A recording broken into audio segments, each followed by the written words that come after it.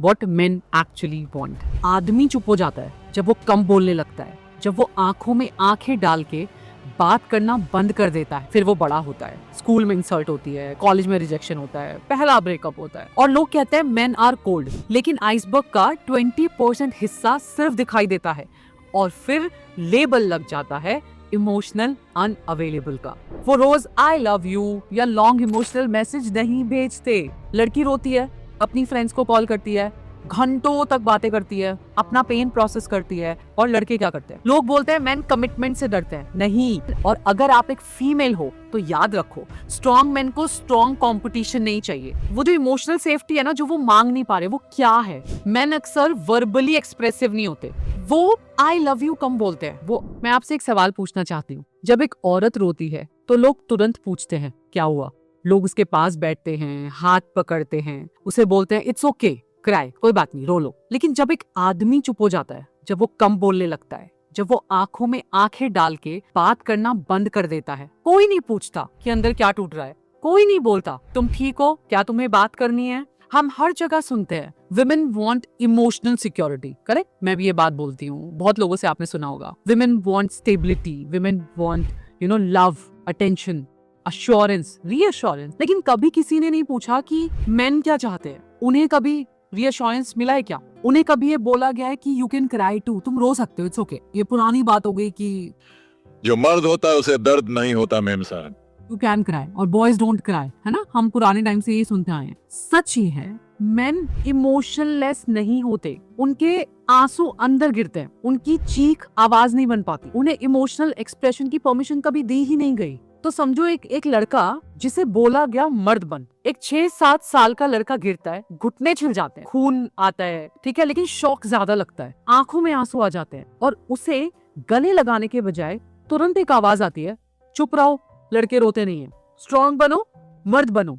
उस दिन सिर्फ आंसू नहीं रुकते, उस दिन एक पैटर्न स्टार्ट होता है। वो सीख लेता है कि क्राइम जो है वो एम्बैरेसिंग है, सेंसिटिव होना वीकनेस होना है, अपना पेन दिखाना कैरेक्टर का फ्लो है। उसे कोई ये नहीं सिखाता कि इमोशंस होना नॉर्मल है, बस ये सिखाया जाता है कि इमोशंस दिखाना गलत है। फिर वो बड़ा होता है, स्कूल में इंसल्ट होती है, कॉलेज में रिजेक्शन होता है, पहला ब्रेकअप होता है, वो रोता नहीं है, वो बस साइलेंट हो जाता है और सोसाइटी बोलती है देखो कितना स्ट्रांग है। नहीं, वो स्ट्रांग नहीं है, वो कंडीशनड है। और सरप्रेस्ड इमोशन हवा में घुलता नहीं है, वो अंदर जमता है। फिर एक दिन ना वो कन्वर्ट होता है, छोटी बात पे गुस्से में, काम में, ओवर इमोशन में या इमोशनल डिस्टेंस में। और लोग कहते हैं मेन आर कोल्ड। नहीं, उन्हें बस फील करना नहीं सिखाया गया। मेन्स आर लाइक आइसबर्ग, जो दिखते नहीं है। मेन अक्सर ना आइसबर्ग जैसे होते हैं, ऊपर से वो कंपोज लगते हैं, स्टेबल, काम, प्रैक्टिकल, डिसीजन मेकर, लेकिन आइसबर्ग का 20% हिस्सा सिर्फ दिखाई देता है, बाकी 80% जो होता है वो पानी के नीचे होता है ना? कभी सोचा है कि उस निचले वाले हिस्से में क्या होता है? Fear of failure, financial pressure, career comparison, family responsibility का वेट, मैं गिर गया तो सब गिर जाएगा का डर। एक आदमी घर लेट आता है ना, पार्टनर पूछती है तुम्हें फैमिली की परवाह नहीं है? शायद वो ना ट्रैफिक में नहीं अटका था, शायद वो EMI, प्रमोशन, इनसिक्योरिटी जॉब की, इन सब स्ट्रेस में उलझा हुआ था। शायद वो साइलेंट इसलिए क्योंकि वो अंदर से ही अंदर कैलकुलेशन कर रहा है, सोल्यूशन ढूंढ रहा है, बस बोल नहीं रहा। मैन अक्सर प्रॉब्लम शेयर नहीं करते, वो सोल्यूशन ढूंढते हैं और जब उन्हें सोल्यूशन नहीं मिलता ना, वो खुद को यूजलेस फील करते हैं। लेकिन ये फीलिंग वो किसी को बताते नहीं है, वो बस और ज्यादा चुप हो जाते हैं और फिर लेबल लग जाता है इमोशनल अनअवेलेबल का। मेन का इमोशनल ऑक्सीजन पता है क्या है? रिस्पेक्ट। लव जरूरी है, रोमांस खूबसूरत होता है, अफेक्शन, हग, मैसेजेस सब इंपॉर्टेंट है, लेकिन बहुत सारे मेंस के लिए ना रिस्पेक्ट इमोशनल ऑक्सीजन होता है। प्यार बिना रिस्पेक्ट के सरवाइव ही नहीं कर सकता। अगर आप पब्लिक में उन्हें बिलिटिल करते हो, फ्रेंड्स के सामने उनका मजाक बना देते हो या कैजुअली कंपेयर कर देते हो कि देखो उसका हस्बैंड कितना अर्न करता है, तो ये ना सिर्फ एक सेंटेंस नहीं होता, ये उनकी सेल्फ वर्थ पे ना डायरेक्ट हिट होता है।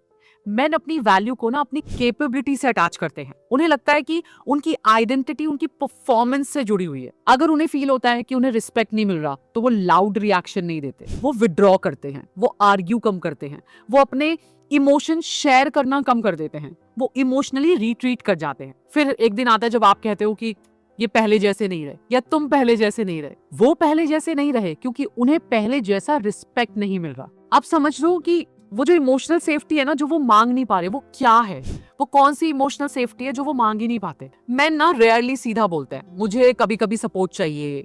उन्हें ये सेंटेंस बोलने में इतनी हेजिटेशन होती है जिसकी कोई बात नहीं। मतलब अंदर ना उनके एक डर होता है, अगर मैं वीक दिखा तो, अगर मैंने अपना फियर एडमिट किया तो क्या वो मुझे कम समझेगी, क्या मेरी रिस्पेक्ट कम हो जाएगी। और वो एक दिन हिम्मत करता है, दिल हल्का करता है, बोल देता है मुझे जॉब इनसिक्योरिटी का डर लग रहा है, मुझे लगता है कि मैं इनफ नहीं हूँ। और अगर उस वल्नरेबिलिटी को फ्यूचर आर्ग्यूमेंट में वेपन बना दिया गया, फिर वो कभी ओपन नहीं होगा।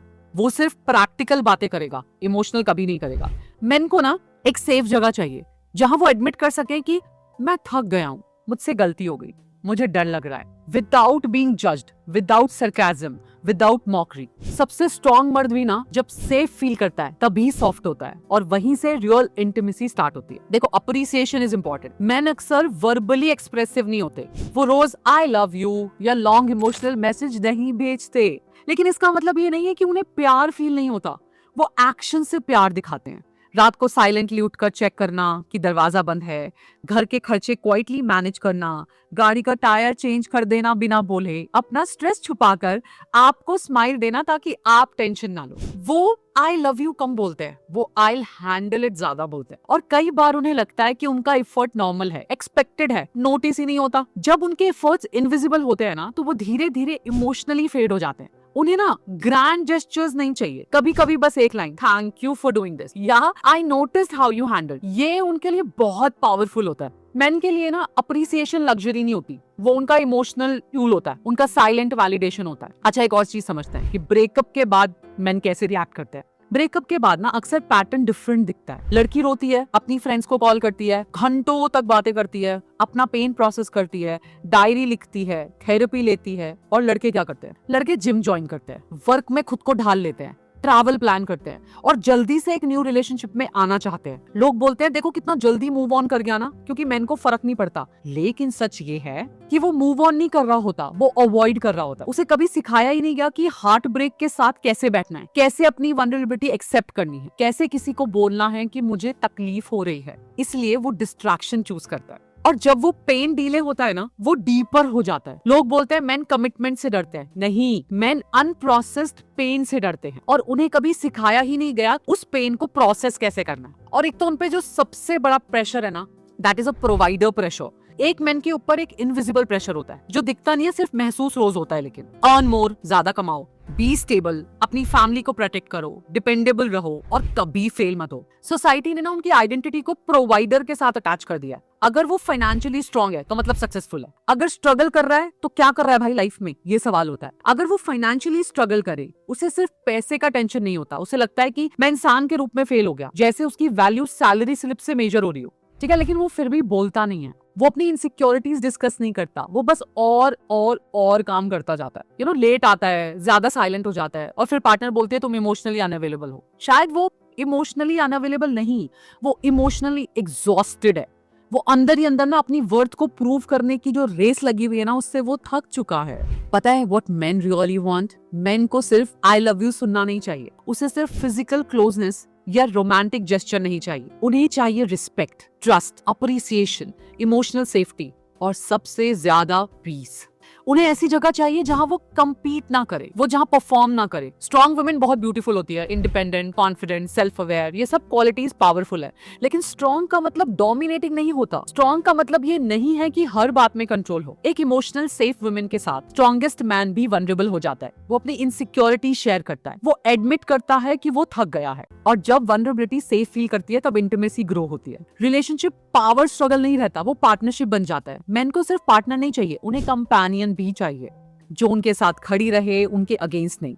और जब उन्हें ये मिलता है तो वो सिर्फ स्ट्रॉन्ग नहीं रहते, वो सिक्योर हो जाते हैं। देखो, आप में से बहुत सारे लोग मेन हो जो ये बात सुन रहे हो, तो एक बात दिल से सुन लो, तुम वीक नहीं हो, तुम इमोशनल हो, तुम सेंसिटिव हो, तुम इंसान हो। बस तुम्हें कभी परमिशन नहीं मिली फील करने। कभी किसी ने तुम्हें नहीं कहा it's okay to cry, it's okay to be scared, it's okay to say I am not okay. और अगर आप एक फीमेल हो तो याद रखो, स्ट्रॉन्ग मेन को स्ट्रॉन्ग कंपटीशन नहीं चाहिए, उन्हें सेफ कंपेनियनशिप चाहिए। उन्हें ऐसा स्पेस चाहिए जहां वो अपने ना अस्त्र शस्त्र उतार सके, जहां वो सोल्जर नहीं इंसान बन सके। मेन कभी बोल नहीं पाते, लेकिन वो भी प्यार चाहते हैं, बस उनका तरीका अलग होता है। और जब हम एक दूसरे को समझने लगते हैं, तब रिलेशनशिप का जो पावर स्ट्रगल नहीं रहता, वो पार्टनरशिप बन जाता है, रिस्पेक्ट और सॉफ्टनेस का बैलेंस बन जाता है। और शायद आज से हम ये नैरेटिव बदल सकते हैं, ये समझ सकते हैं कि व्हाट मेन एक्चुअली वांट।